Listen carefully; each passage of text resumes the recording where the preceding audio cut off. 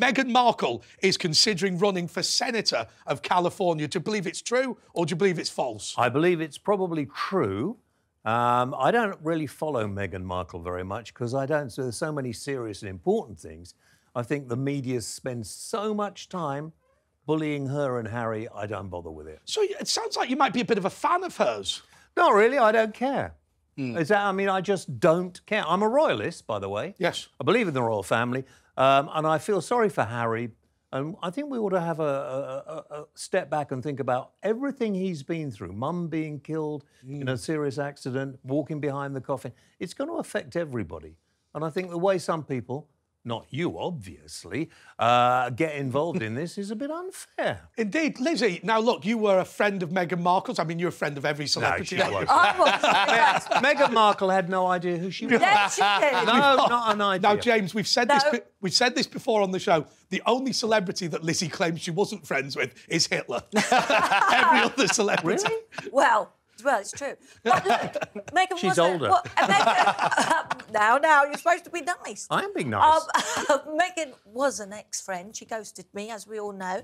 But I do believe, because she did tell me this when we were out for dinner, that she loved politics and wanted to get into politics. She did actually go to university and study it. She studied theatre studies and international relations, which probably is the only degree you could do to qualify you as a royal. That's it. But the thing is, she's always, wanted to get into politics. So I believe that this is something that is going to be, in her dreams. It is rumoured. And she loved the Obamas. She was in awe of them. It is rumoured that in Windsor Castle she mentioned to some courtiers 3 days before the wedding that she was thinking of running for American president and that being a royal would be a great starting point towards that. Well, yeah, that's it. But the fact is, she's losing popularity in America big time. Whether you like it or not, James, I'm afraid what they've done to the royal family. Care. But the thing is, she does care, and her popularity has sunk to the lowest low in America. She's losing all her A-list friends, like Beyonce, Oprah Winfrey. They're all leaving. They're all deserting them. So anyway, James, is it true or false that she's running for Senator of California? True. It's absolutely true!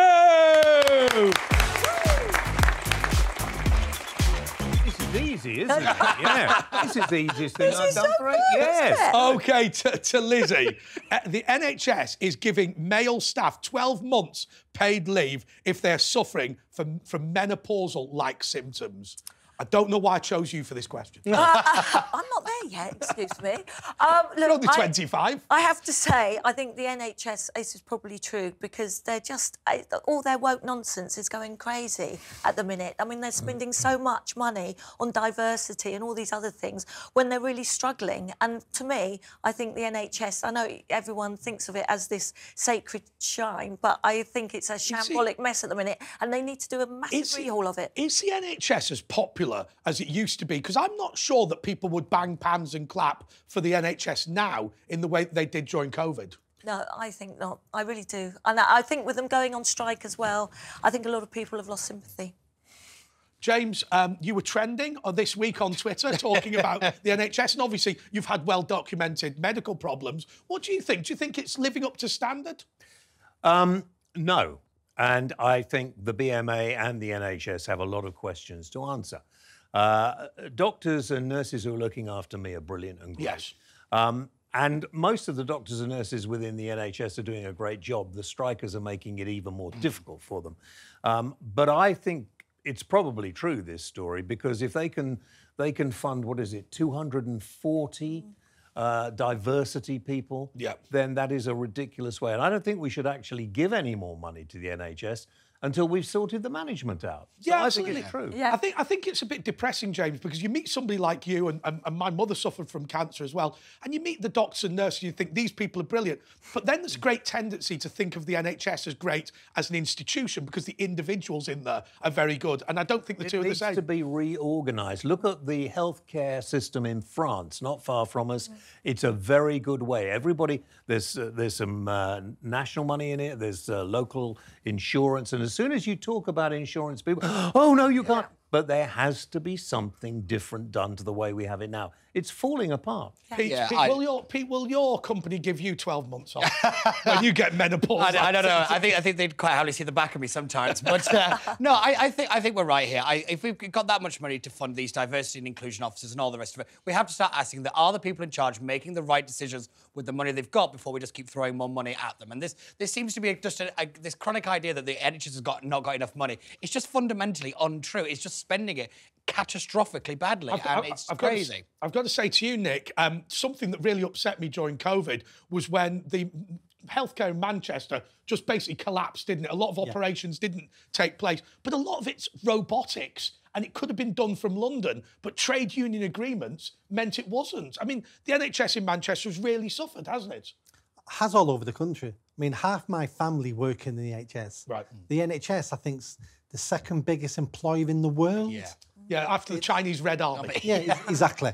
It's after it was created, 50, 60, 70 years ago, within 10 years, people were talking 10 years after its creation, it's not fit for purpose. Yeah.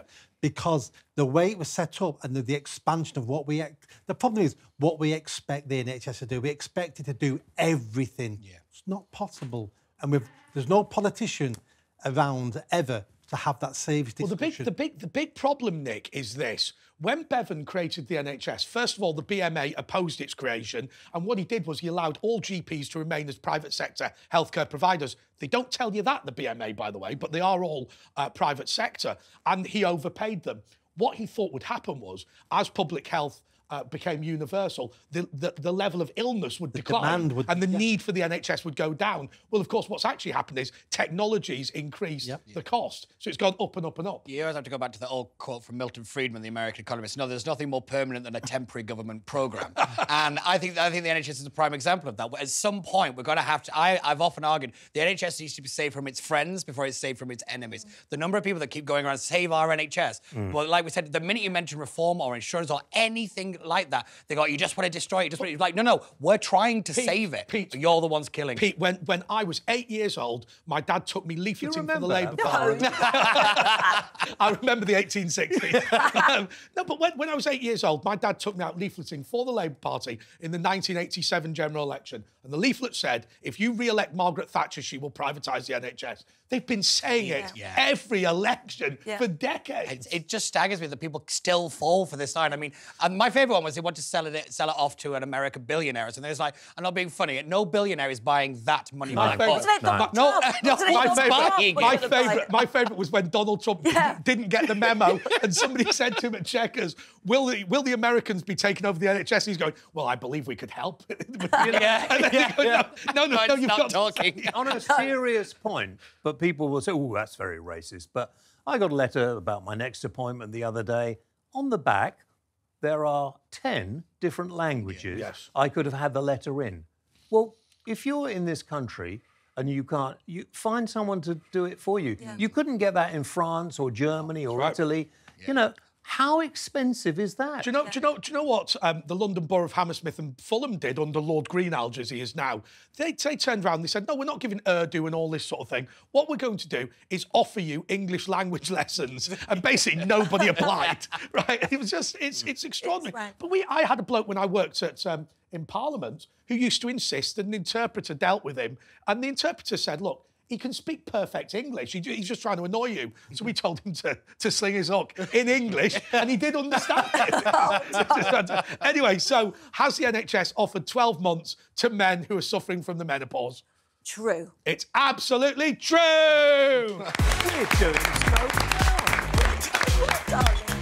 Andy Burnham, the Mayor of Greater Manchester, is planning to introduce 10-mile-an-hour zones across Manchester before 2025. Is it true or is it false? Greater Manchester is called the Clean Air Zone. Right. There's one in Birmingham, Bath, Sheffield, Newcastle. There's several across the country. And the one in Manchester, the government said to Greater Manchester, there's certain points in Greater Manchester, you need to clean your air up. It's dirty, it's going against EU directives. We've even left the EU now, so who cares? But Greater Manchester said, right, we need to do something about that. So instead of looking at the points, which are basically trunk roads going into the city centre, Andy Burnham said, we're going to cover the whole of Greater Manchester, the biggest clean air zone in the UK. Wow. Part of that's countryside with sheep and cows and fields. Yeah, where Pete's from. Yeah, exactly. Pete's from the posh bit of Wigan. What they've got is both tarmac and cobble. Football team, though. Good football team. Hang on. There's a lot of pollution coming from cows and sheep and other. Absolutely. Yeah. No, but you're right. The clean air zone does go right up to where my parents are. And like I tell you now, you walk around Wigan, nobody considers themselves from Greater Manchester at all. But I mean, a lot of our viewers are from Northern England, places like Orrell, and where I'm from is near Haydock Racecourse. Orrell. I mean, that It's is the village I'm from. It's Orrell. It's got an E in it, not an A. Okay, well, just asking for the viewers. Yeah. Just Fancy trust you. living there. Trust you to behave badly. I'm going to say that end of the sofa. But you go to these places and they are not city centre. They don't even feel like a city, to be absolutely honest. It's all collapsed now in Greater Manchester. So after he announced what he was doing and the signs went up saying clean air zones coming, you've got to pay to drive on the roads. For commercial, he started off with commercial vehicles. So the signs went up, people went crazy. And within 2 months, he suspended the scheme before it started, lost his bottle. It's been suspended now for like 18 months. And a couple of days ago, he was on TV saying, I don't want to implement a clean air zone. It's like, what have you been doing for 2 years? Do you know what? But if you live on the outskirts, and I give the example of where I'm originally from, you know, our local train station, Newton the Willows, is in Merseyside. And so if Merseyside and Greater Manchester both have these clean air zones, then in order to drive the 2 miles to the local train station, you'd have to pay £25. Yep. Now, I want to ask you, is Andy Burnham a bit frightened to run against you? I don't think he's frightened of me at the moment because I'm still an outsider, but he's frightened of the people because once he announced the charge in the clean air zone, a Facebook group started called Rethink the Clean Air Zone. Within a week, it got 60,000. There's also 80, 90,000 now. It's that Facebook group that scared him, that changed his mind. Wow. People power. Sometimes we forget, we think, no point voting, no point complaining, it's all set up, the WEF are control. No. If you get enough people angry, politicians will do as they're told. Is it true or is it false that Andy Burnham wants to introduce a 10-mile-an-hour zone? It's false, he's already lost his bottle. Thank goodness it's false! OK, Pete. Come on now, Pete. Come on. You're looking ravishing today. OK, Suella Braverman says Elton John is a pampered, virtue-signalling celebrity and should stop telling people how to live their lives. Is it true or is it false? So I know this one to be true because this is when like the world kind of went into meltdown because Suella Braverman started to tell the truth in front of everybody's face.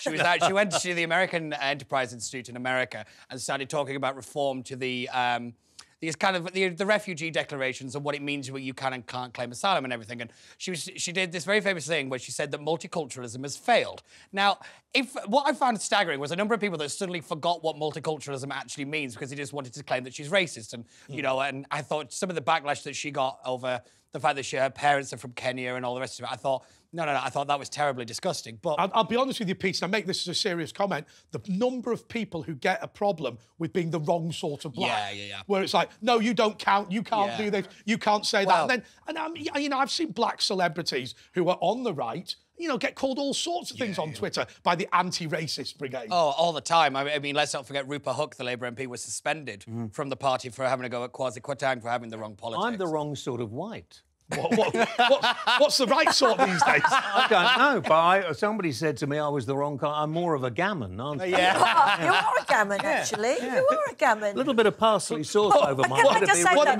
What are you, big piece of pork? But what is it with these celebrities at the minute? We've got Elton John, Carol Vorderman, they're all speaking out. And I think people are getting sick of them. I mean, Carol Vorderman is like Joe McCorbin with hair extensions. Well, what made me laugh about Carol Vorderman was I didn't know it was her. She's got a new face. It's extraordinary. By the way, is gammon hate speech? I don't, doesn't bother me. You call me what you like, but baldy, gammon, four eyes, fat, something or other. Sorry about that tweet. Yeah, but I don't really care. But I could complain about it, couldn't I? I could say, you know, quite a lot of people call me gammon, and I think I love a bit of gammon. Yeah. Mashed potato, peas Gammon and is a pasta. racial slur. Yeah. It is a racial Yeah, slur. I think it is. It's based on your colour. Yeah. It's a racial slur. Yeah. let's go to Pete and ask you, has Suella Braverman said that Elton John is pampered? I mean, she'd be right. I'm going to say, yeah. Is it true or is it false? It's 100% true. It's She's right. absolutely true!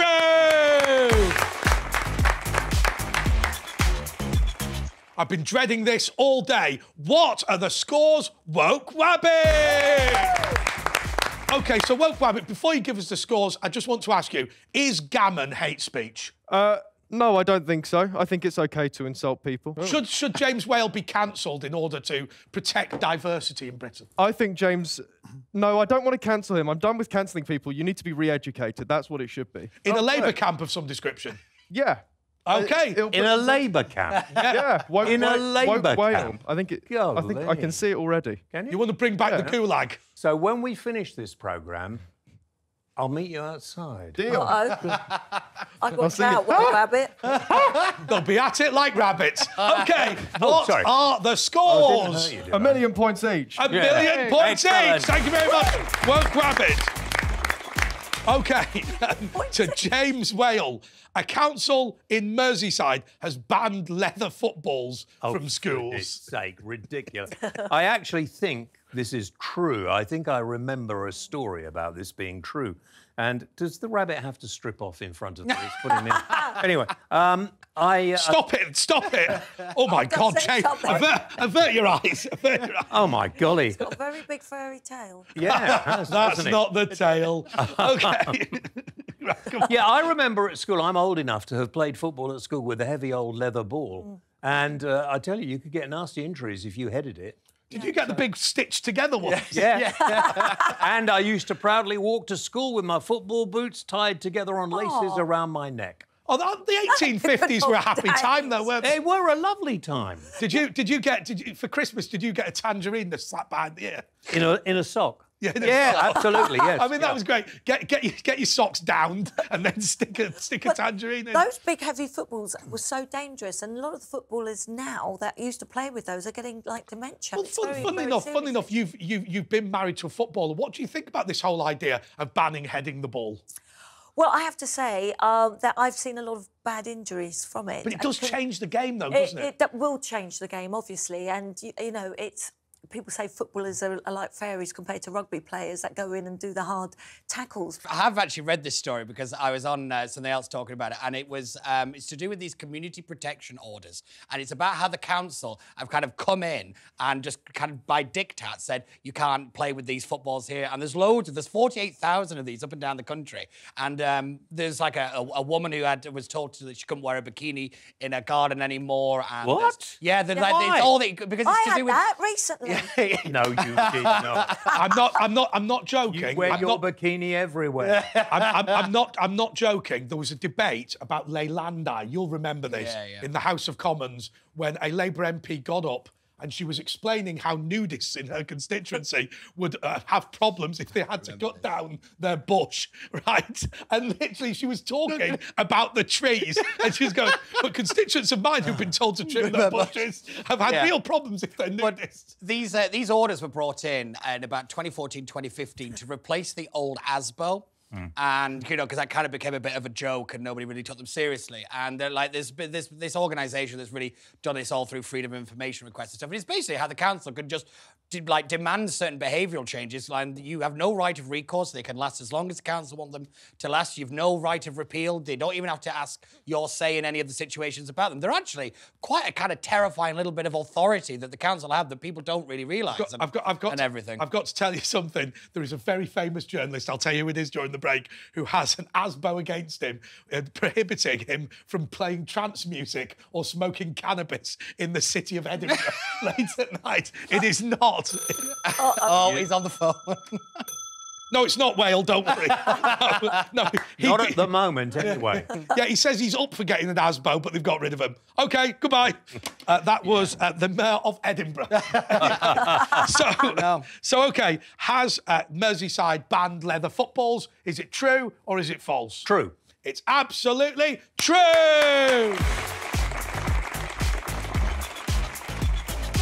That was The Woke That Was continues after the break.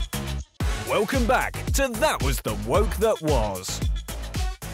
OK, Lizzie Cundy. A Tory MP, Miriam Cates, says online porn is encouraging children to become transgendered. Do you know what's helping is schools are brainwashing our children, Yes. sadly, and this is what's happening. We're having drag queens doing storytelling. You know, it's so inappropriate and I unnecessary. can't understand, Lizzie, on a serious note, why we've got this idea of sort of burning books and prohibiting this and prohibiting that, and then suddenly you can have somebody in a thong dancing in front of children at primary school. I don't understand what the rules are. I've heard a lot of. I'll be careful because it's.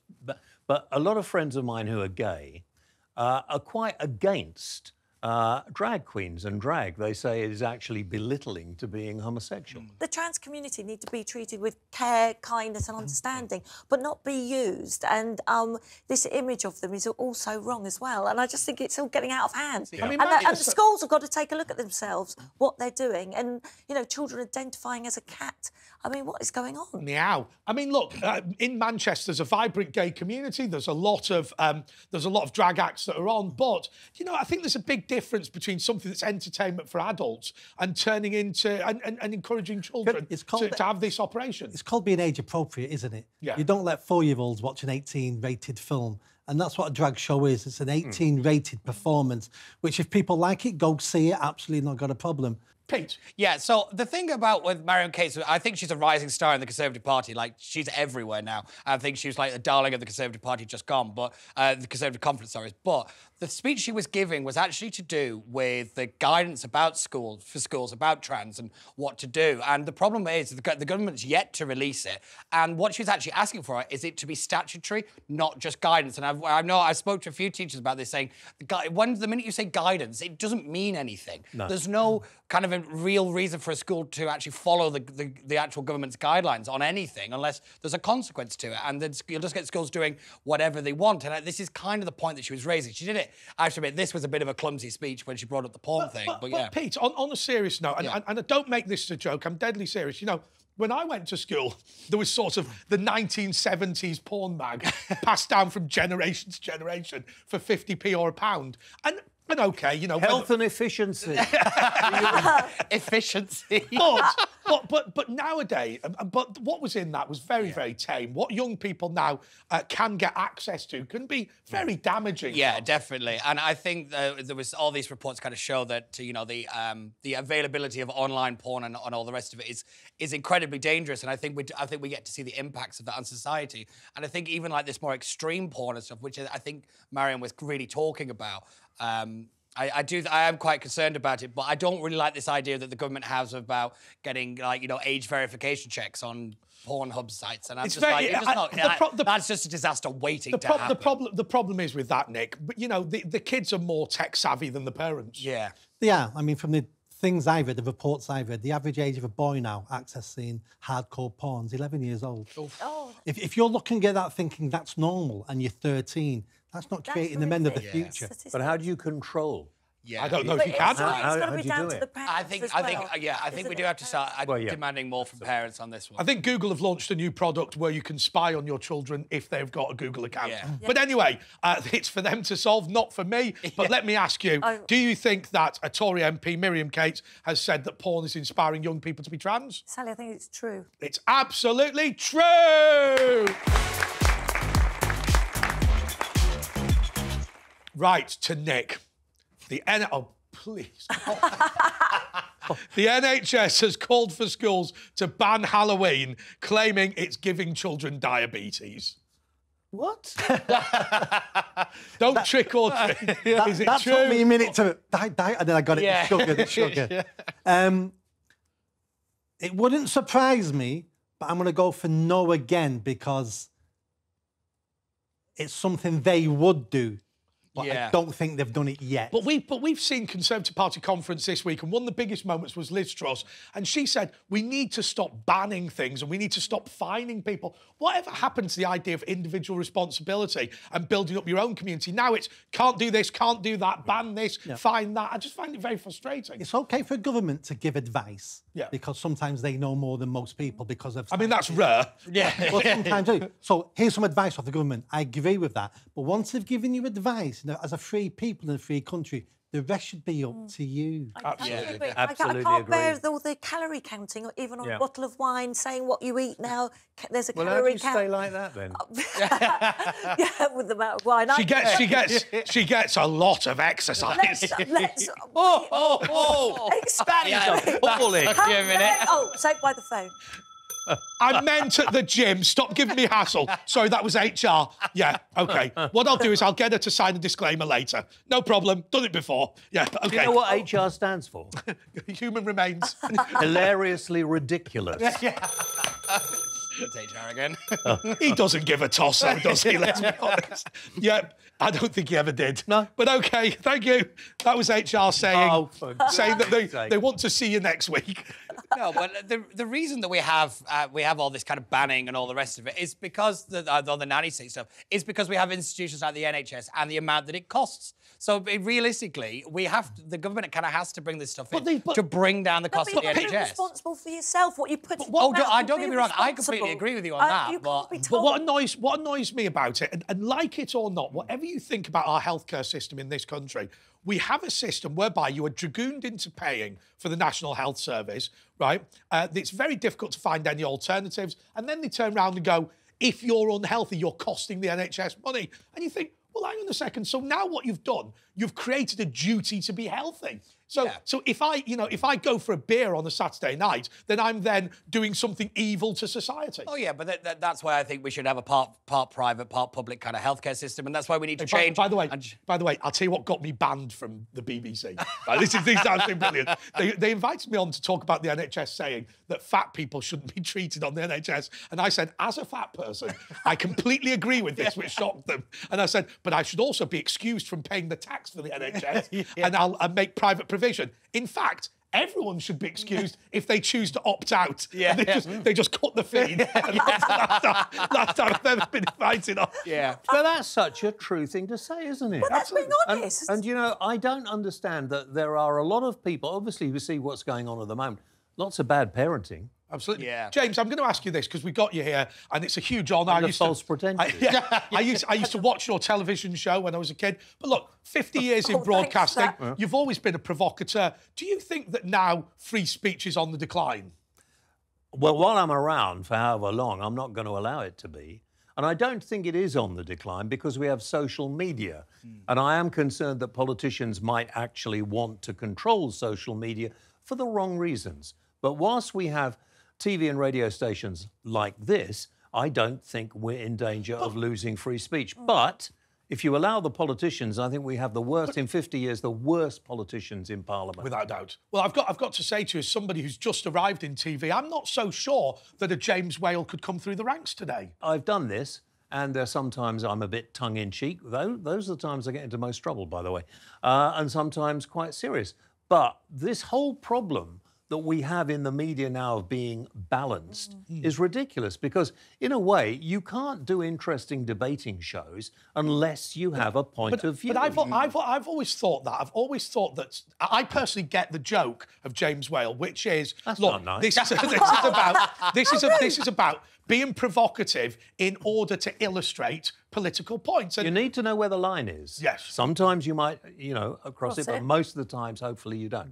absolutely. You can't offend now anymore. You know. If, Oh, I think he can. Yeah, well, James Whale can, but imagine if Keir Starmer gets in, you're going to have more of this woke nonsense. But I always say before my show on a Saturday night here on TalkTV and radio, just a plug, I always say if you don't want to be offended, if you get upset easily, if you've got any kind of issues, don't watch. If you've got a nervous disposition. You know, interestingly, I found something you said quite interesting then, is that he said it's the tongue-in-cheek moments that you find you get into the most trouble. Yeah. And I wonder if that's the thing in that people just don't know how to take a joke anymore and they think everything you say is serious when Pete, it's just obviously but not. Pete, we've discussed this before today. Yeah. When you have stand-up comedians where nobody laughs but everyone claps. Yeah. Beg the tears and nice. It's just pathetic. Yeah, it is. But all comedians have become left-wing. Yeah. That's right. I mean, I'm old enough to remember Bernard Manning. Yeah. Now, not everybody's cup of tea, Yeah. but let me tell you, he was one of the funniest people ever. And used to be the people that used to take the mick out of all kinds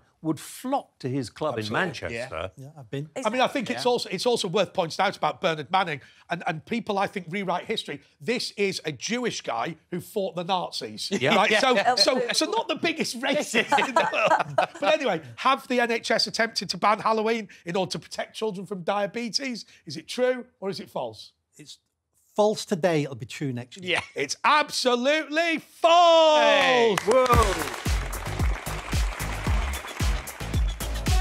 That was The Woke That Was. Continues after the break.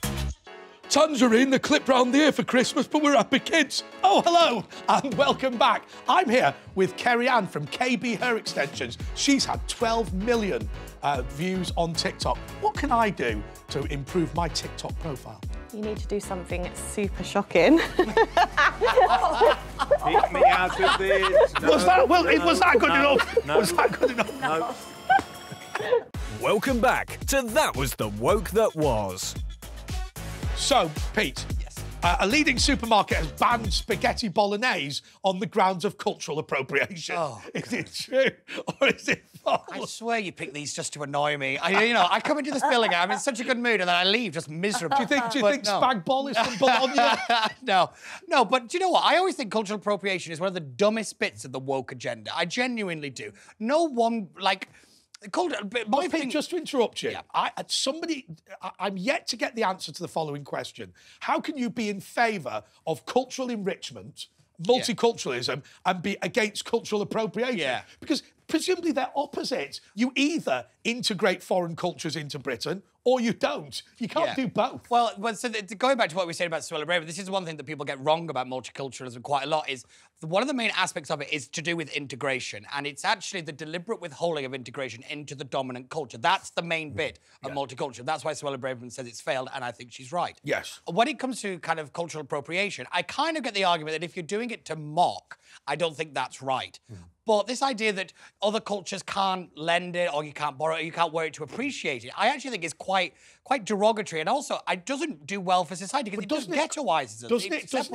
Doesn't it create a second-class citizenry of the indigenous population? Because what you're saying is, you say you can take the mick out of people who are British, but you must not take the mick out of anyone who's moved to this country from abroad. Oh, definitely. I always like the story of there was a museum in San Francisco, do you know, where they've got a huge Chinese population there, and they were having, these kids coming into the museum, you could try on all the costumes and all the clothes and do all the things, and there was protests outside from mainly white middle-class liberals saying, oh, it's cultural appropriation. And yet the people who run the museum were Chinese by, I think they were second generation. Yeah. And they were saying, like, no, we want them to come in, we want them to show them our culture. Do you remember that? And it was these white liberals that just say, no, you can't do that, you can't do that. And like, and it just shows that realistically, a lot of kind of minority communities and all the rest of it actually want to share their culture. Yeah. And it's most people say you can't do it. I've got to be honest with you, one of my favourite instances that was similar to that was when a group of white middle-class protesters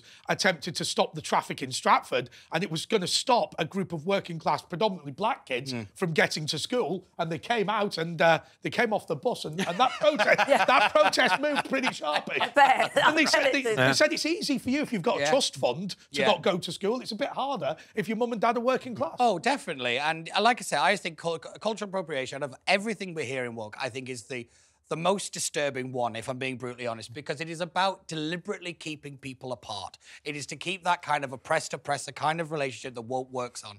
And I think anybody who's really peddling it has a very nefarious agenda behind them. Do you know, I just got to tell you, I've got a pub near me, and a mate who runs a pub called Joe, who the other day, you know... I do know. who the other day had somebody complain because he had Jamaican lamb curry on the menu. Oh. But he hadn't got a Jamaican chef.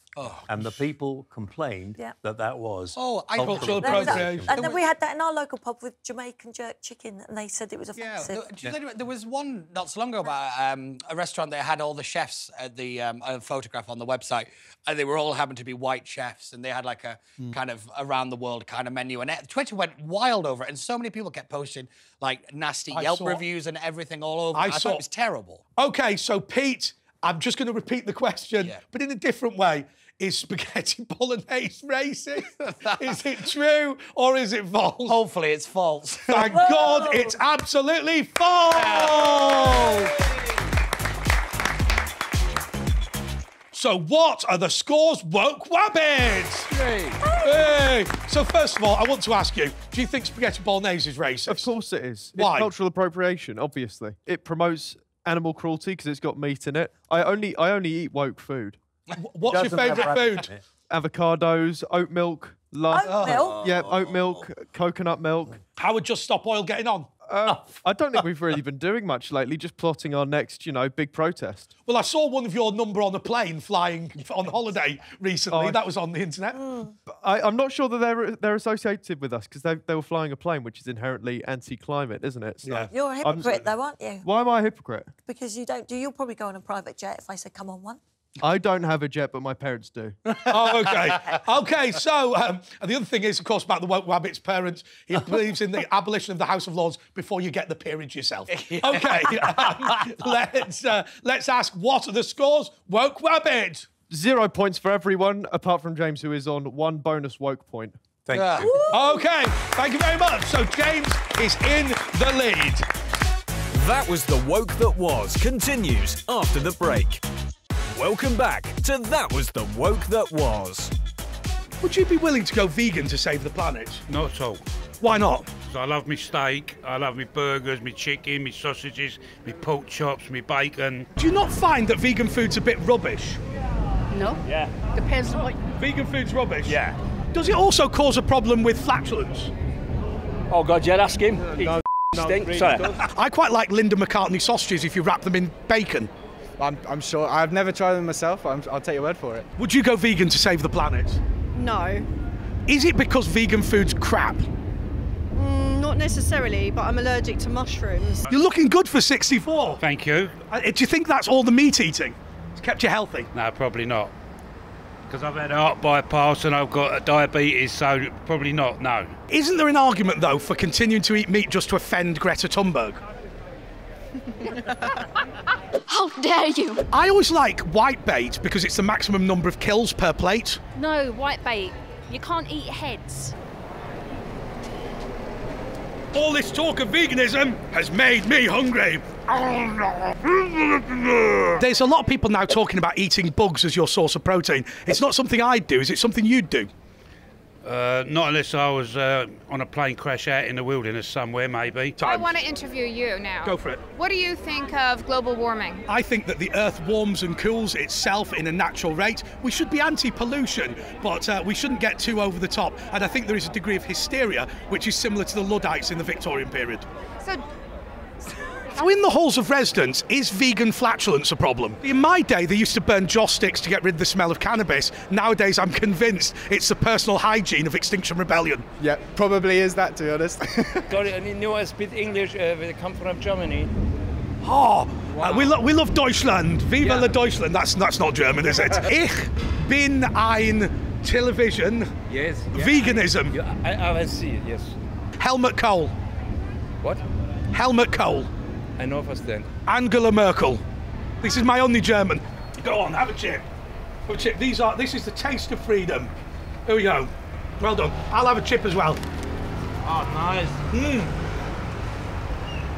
Would you go vegan to save the planet?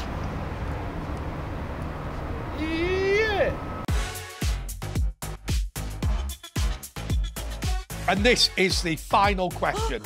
So, James, you've already won. But okay, but let's Talk go about getting an easy ride. Let's go. Okay, so James, Joe Biden's dog has attacked a Secret Service agent for the 11th time in the White House. Is it true or is it false? It's true. Do you remember when Joe Biden lost the White House front door? I remember when he lost his mind. He doesn't remember that. In fact, he's just had one of those. He's giving a speech and he just dozed off halfway through it. Yeah, he did, How can a man of his? I mean, I feel sorry for him. I'm not being rude. I think we're a similar age. How can a man like that be the leader of the most dangerous country in the world? I've got to be honest with you. I remember, was it George Bush Senior who vomited on the Japanese emperor? That was a great moment, wasn't it? No, but do you remember Joe Biden would always say, "I'm not Donald Trump," but now he'll be saying, "I'm not Joe Biden." He might be saying, "I'm not Donald Duck." Well, maybe I am. Do you think Trump will get in again? I actually believe that they'll run Michelle Obama at the last minute and she will beat Trump. Really? That is my only fear. Well, they keep pushing that Newsom chap, don't they, from California? I know he's like the supposed savior of the Democrat Party. I'm like, if you look at him and look at the state of LA and look at the state of California, if he's your savior, God help the rest of us. Nick, I've got to ask you now because it's something that I'm extremely worried about. I'm going to give you my theory on British politics. James kind of alluded to it earlier, but I believe that for years and years and years, the European Union has been running Britain. And actually, as it turns out, they've done a better job, actually, than politicians in Britain, even though I support Brexit. I believe that now, post-Brexit, we have exposed how poor our politicians are. They can run around in private jets, they can take money, they can get their ministerial cars, but they can't run a bath. Yeah. I just wonder whether we're going to be able to improve the quality of politicians now. And because you're running for office, I just want your take on that. It's true, and we can improve it. It's going to take time. It's going to take at least a decade. We need the old politicians to move out, who are not really politicians. They're basically middle managers, taking their instructions from the EU, not nefariously, because that was their job to implement EU laws and directives. So we didn't need politicians, we didn't need leaders, we needed managers, and that's what we've got. So we've had for decades people who are wholly incapable of running a country, and now we discover something. And to be fair, there's some people who voted Leave, some people who voted Remain, but I will tell you, actually, they blamed the EU for absolutely everything, and mostly it was their own failings. Yeah. Yeah, the one thing I would add to this is, you know, everyone always says, oh, all the politicians are corrupt, they're all in it for the money. One, there's no money in politics.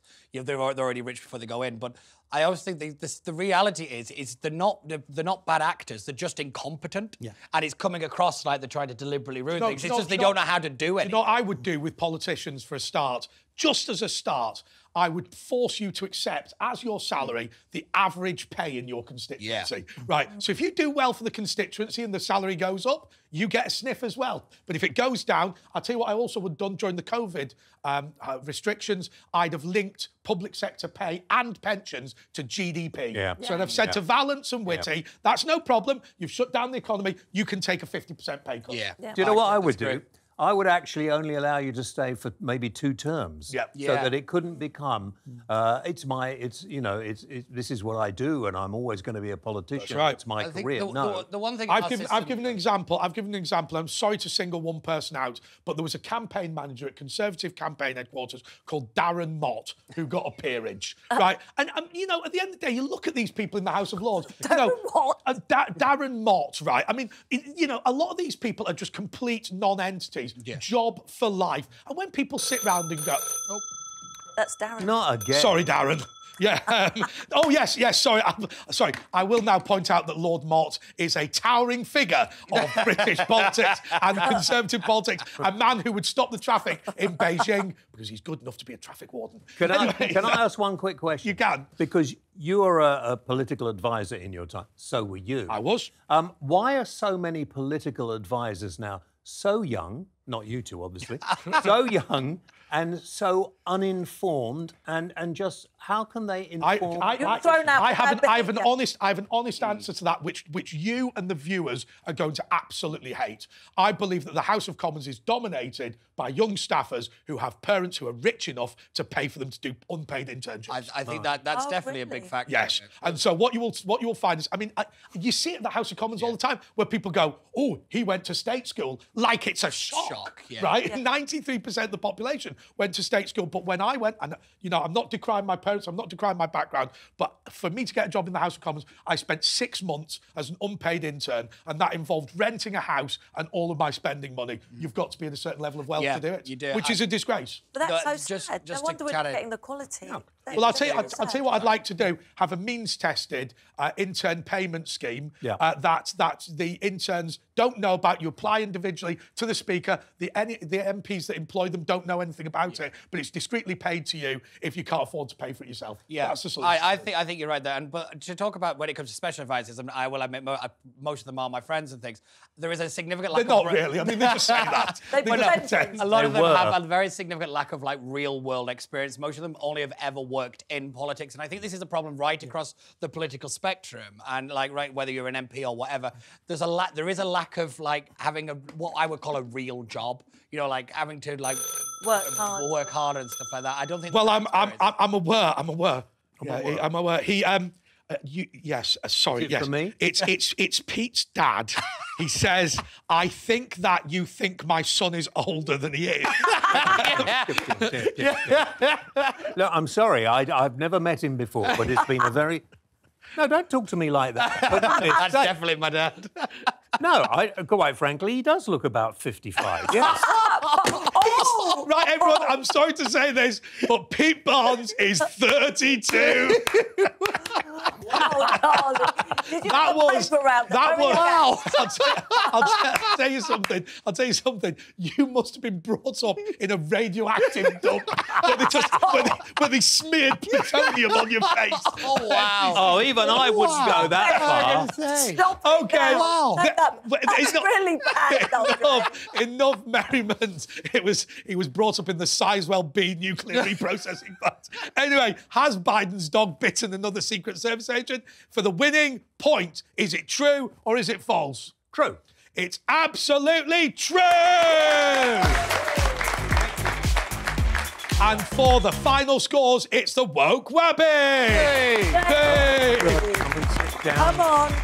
Give him a tuggle. Come on, give us a hug. There we go. Yeah. Hashtag me too. Right, go on. What is the final score then? Right, I think you guys are disgraceful. Pete, you deserve the win this week. You've been taking it all day. You don't look like plutonium something. You don't look like your face was smeared in. All right, less of that.